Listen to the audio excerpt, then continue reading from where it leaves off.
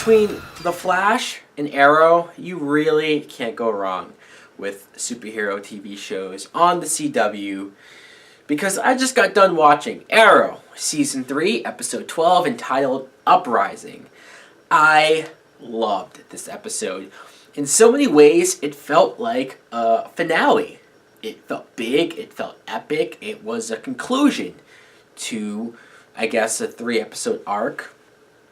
The episode started with, we see Oliver leaving where he was being treated for his injuries. And for, I guess, the last couple episodes, I was questioning what exactly happened to Oliver, because I thought that Ra's al Ghul did in fact kill him, and that he was having to be brought back from the dead. But apparently he wasn't dead. I guess somehow they were able to treat the wounds and just saved his life, which that I kind of find hard to believe. It's funny for me to say that, though, because here I am saying that, oh, I figured that he was dead and they were going to bring him back from the dead. That sounded more believable to me than for them to say that they just saved him from dying. I guess I just thought that that knife wound, sword wound, was too much, and the drop from that mountain, it's just, how could anyone survive that? I guess this show, even now being connected to the Flash and the metahumans, they didn't want to go that comic booky with the Lazarus Pit and whatnot. So okay, fine, he leaves for Starling City.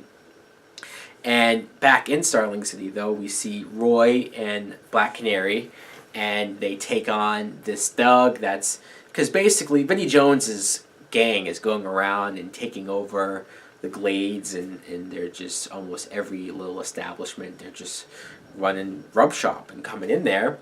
And I liked when the guy said to Roy, "Oh, are you that fast person that I've been seeing on the news?"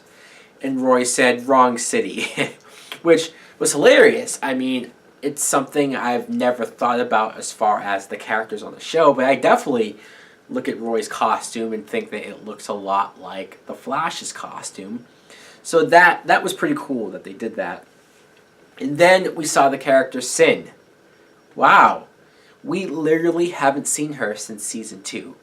We're halfway through Season 3 and we haven't talked about her. We haven't seen her. I'm surprised, because there was a couple of theories from people who thought that maybe Sin was the person that killed Sarah. And I was beginning to think that too, because we haven't seen her. I'm glad that's not the case. But I'm also glad that we got her back, and I'm glad that she saw Black Canary, Laurel, and thought that that was Sarah, and even called to her. And it was a couple of awkward moments of, is Sin going to find out that it's not really Sarah?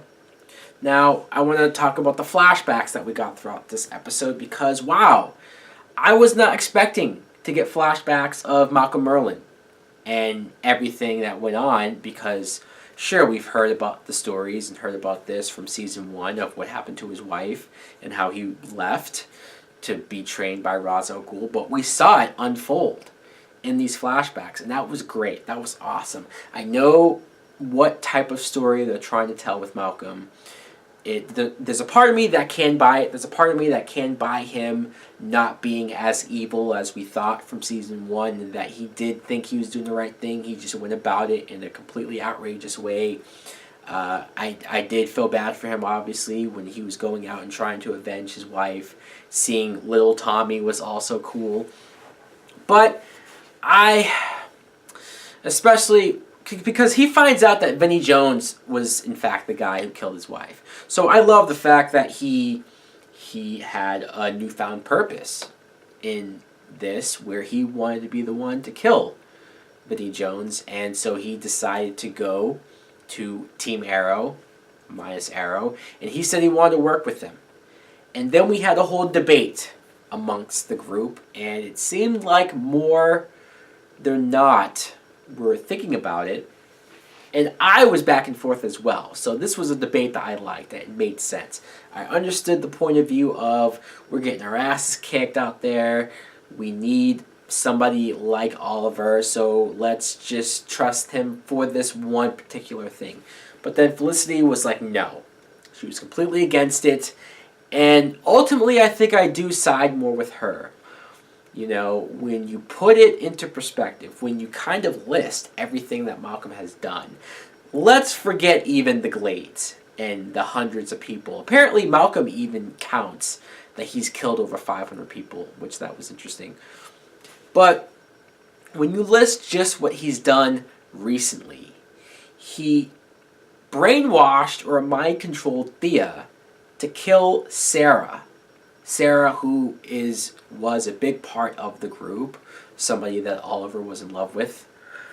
And so not only that, but he did that only to save his own ass from Ra's al Ghul, and he, what we thought, caused the death of Oliver.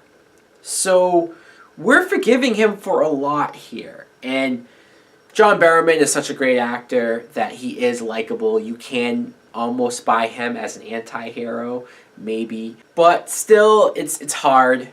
It's hard for me to sit there and say that I can forgive him for all of this and that we can just pretend like none of that happened. That is one thing that I think Felicity was completely right about. And something that I want to mention really quick before I get to the end is Lance, Detective Lance, instantly recognizes Roy as Arsenal in costume. Like, Roy just shows up, and Lance is like, okay, Harper, like, good try, but I can tell it's you. I can easily recognize you. And that was funny, sure, but you're trying to tell me that he instantly recognizes Roy, but he's never once recognized Oliver as Green Arrow. It's something that I can't buy. It's a hard pill to swallow. I can't. All of this time, even when he was thinking that Oliver was Green Arrow, he wasn't thinking it because of they looked alike. He thought of it because of the timing of everything and Oliver coming back from the island and the Green Arrow showing up. But so I can't buy that. I can't buy that he recognized Roy, but he's never recognized Oliver. I'm sorry, that was kind of weird. The best quote, though, of the episode was when the group was getting ready for a war. And you had Roy and Laurel in the back of the truck, and Laurel asked him, "Is what we're doing crazy?" And Roy says, "That question would be better to ask when I'm not wearing a costume." Because, yeah, I guess in retrospect, they do kind of look silly and goofy with the costumes on and stuff. So I just thought that was kind of a funny line. But a close second, though, is when they both showed up and confronted Vinnie Jones, and Laurel and Roy together gave the "you have failed the city" line. That was great. Really enjoyed that. But the war, as I call it, that was epic. That was awesome. That was almost at the same level as the finale of Season 2 was, when Slade had his army go out in the streets and it was a big battle. That was great. The fact that they got people in the town to come in and help fight this war. It reminded me a lot of The Dark Knight Rises. And I was impressed that we were getting a finale to an episode like this in the middle of the season, which isn't really, technically it's not all that important, but they have been building this mini arc over the last 3 episodes with Vinnie Jones and him taking over the Glades. It's something that I'm impressed that they were able to do, and I thought it was fun to watch. And I also liked Oliver's reemergence, how you saw the arrow hit, so then that's when Roy and Laurel realized it. And then he went to Malcolm and was able to convince him to not kill Vinnie Jones. So all of that I liked.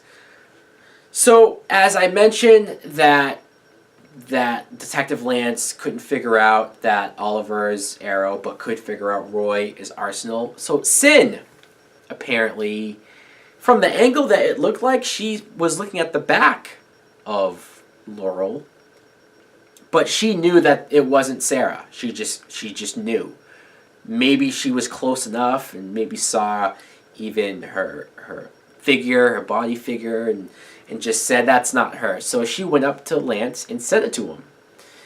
And so Sin realized that it wasn't Sarah, but the father couldn't realize it. I don't know. I am interested to see what the father is going to do about this now.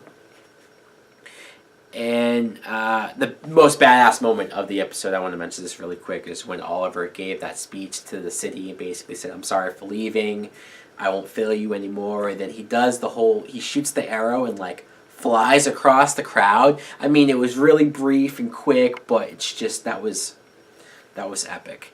And the episode ends with Felicity when she finds out that Oliver is willing to train with Malcolm Merlyn in order to defeat Ra's al Ghul.